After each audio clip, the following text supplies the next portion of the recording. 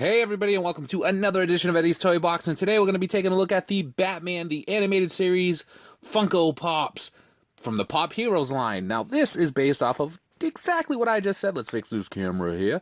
It's called Batman, the animated series. It was a cartoon show that came on in the 90s, I want to say. It was awesome. It was an awesome series, and I'm so super surprised that Funko took so long to make Batman Pops based off of this show. I don't know if it was like licensing issues. It couldn't have been, because they've got Batman Pops that are based off of like the most obscure things. But now we finally have the first wave of Batman the Animated Series, and I hope it does so well that we get more characters from Batman the Animated Series. In particular, I want the Riddler so bad. That was like my favorite character besides Clayface from the animated series, which the Gamer Twins actually made a custom Clayface from Batman, the animated series, which you can see right there, if you guys remember us reviewing him a while ago. So this is actually based off of, this. So he actually ties in with all these guys, right? Right. All right, we'll see you later. So we've got 6 new Pops here. Obviously, some, they're Pops that already exist in other forms, but let's take a look at Batman, the animated series. And we'll start with our title character, the Bat.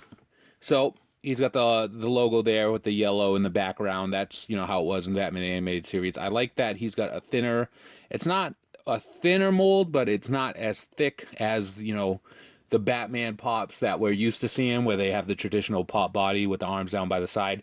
This one, he's in a stance almost like he's puffing his chest out, and he's got his fist clenched by his side, but it's in a different stance. This fist is to the side. That one, you can see his knuckles are extended out like that. You can see the utility belt, it's traditional gray suit with the black. I love the blue on the back of the cape here, and furthermore, I love that the cape has more details to it, almost like it's, swaying in the wind here. They've given him a little line for his mouth here. It almost looks like he's frowning. This is sad, Batman. The Pop eyes, they're slanted. It gives him more, it gives it an additional characteristic, where if it was just a whole completely circular white eye. But you can see that the cowl here, it's actually sculpted over the Pop eye, so it's got a groove here, which is pretty cool. And the paint application isn't bad on him.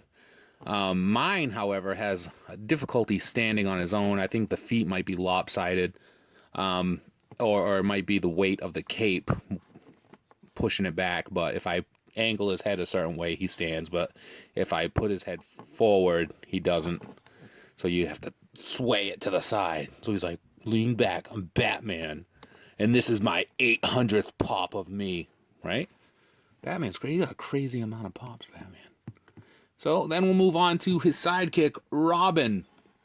So again, it's got a thinner mold here, and he's not as buff as the Batman Pop is, so he's got a thinner, sculpt going around here. You can see his yellow utility belt.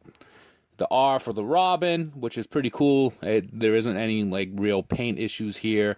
Where the flesh meets the glove and the sleeve, you can see that some of the green paint is on the arm and some of the flesh paint is on the glove. That's to be expected with these widely produced Pops. He's got the sculpt for the mask on his face here. I always wondered, how does that stay on? What is it like? I don't know. How does it stay on his face? I don't get it. And the sculpt for the hair is pretty cool as well. You can see some glue residue there. Back of the cape is just an indentation. It almost goes to his body and comes out at the sides. And then, the back of the cape is yellow, which ties in all the colors pretty well. So we'll put Robin back there, the dynamic duo. And then we've got an animated version of Batgirl.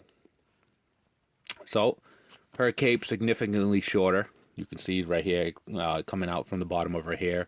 The cowl on her, obviously, cut open so that her hair can flow out of it.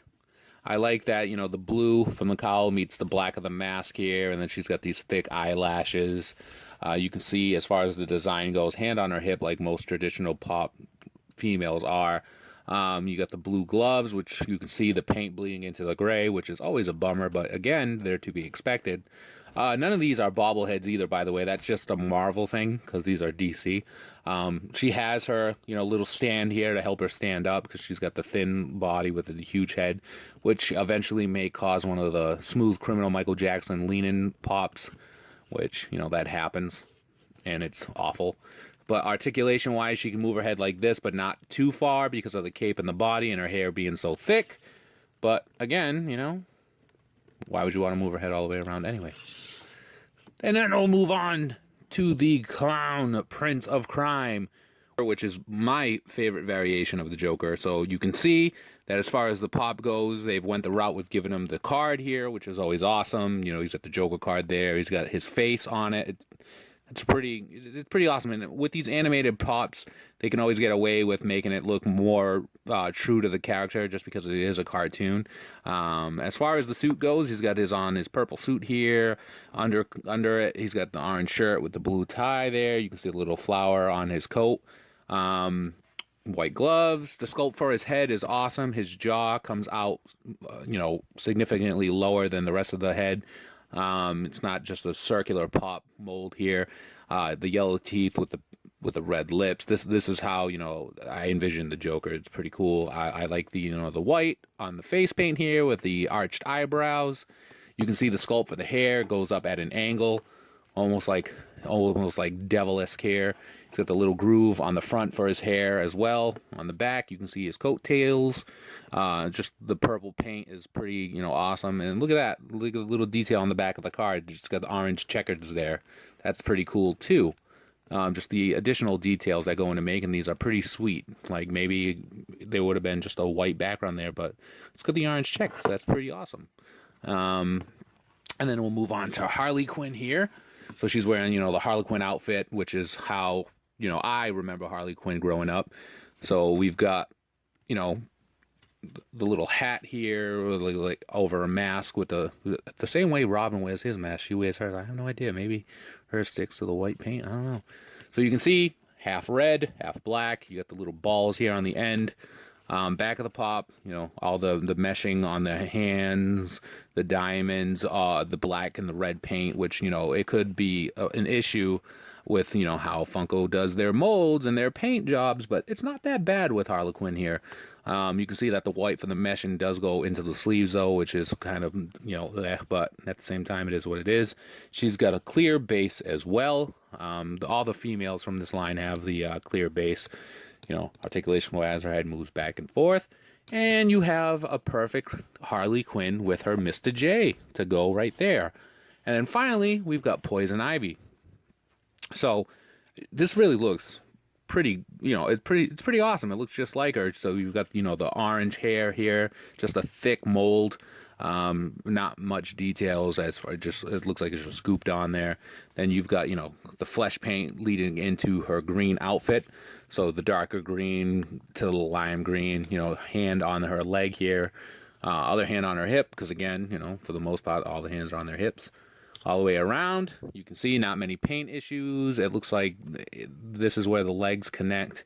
So if you were to boil it, that's probably where they would detach from. Clear base as well. And then you take a look at Poison Ivy. All the way around there. And there you guys go. Batman the Animated Series. The Gamer Twins, custom Clayface, awesome. Again, I really hope that we get more pop space off of this show just because it's so awesome. And, give us a Riddler, Funko, please, a Riddler. And there you go. You can get them in stores now. And if you like the video, give us a like, comment down below, subscribe for more. Follow us on Instagram at EddiesToyBox. Follow us on Twitter and Facebook, EddiesToyBox. Join us on Facebook, Popping Off About Funko. Look for my column Thursdays, popvinyls.com. Be kind to one another. Have a great day and free the pops. We'll see ya around.